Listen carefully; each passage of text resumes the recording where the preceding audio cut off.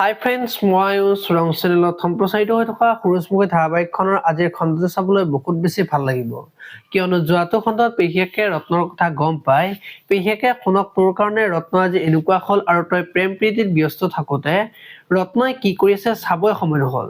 দায়িত্ব যদি ল'বই নোৱাৰে কিয় লৈছিলি বুলি শুনক কৈছিল, আৰু তেতিয়া তোৰ বাবে পৰীৰ বিয়াত বিপদ আহিল আৰু ৰত্নৰ স্বভাৱ নষ্ট হ'ল বুলি শুনক দুখ দিয়া দেখিবলৈ পাইছিল। আজিৰ খণ্ডটোত শুন পাজিৰ ওচৰত যাব আৰু শুনে মন মাৰি থাকিব, আৰু তেতিয়া পাজিয়ে তোৰ মন বেয়া নেকি বুলি সুধিব।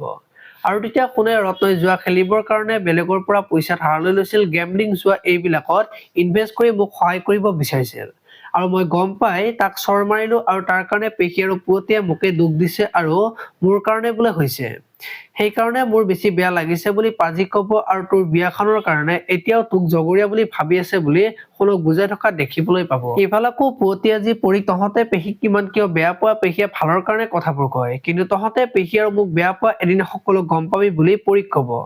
আৰু এতিয়া বাৰু পৰীয়ে পুৱতীক কি ক'ব দেখিবলৈ পাব আজিৰ খণ্ডটোত। আপোনালোকে সূৰুজমুখী ধাৰাবাহিকখন চাই কেনেকুৱা পায় কমেন্ট কৰি জনাব, আৰু যদি আপোনালোকে এতিয়ালৈকে চেনেলটো ছাবস্ক্ৰাইব কৰা নাই তেতিয়াহ'লে চেনেলটো ছাবস্ক্ৰাইব কৰি ভিডিঅ'টোত এটা লাইক কৰি দিব। ধন্যবাদ।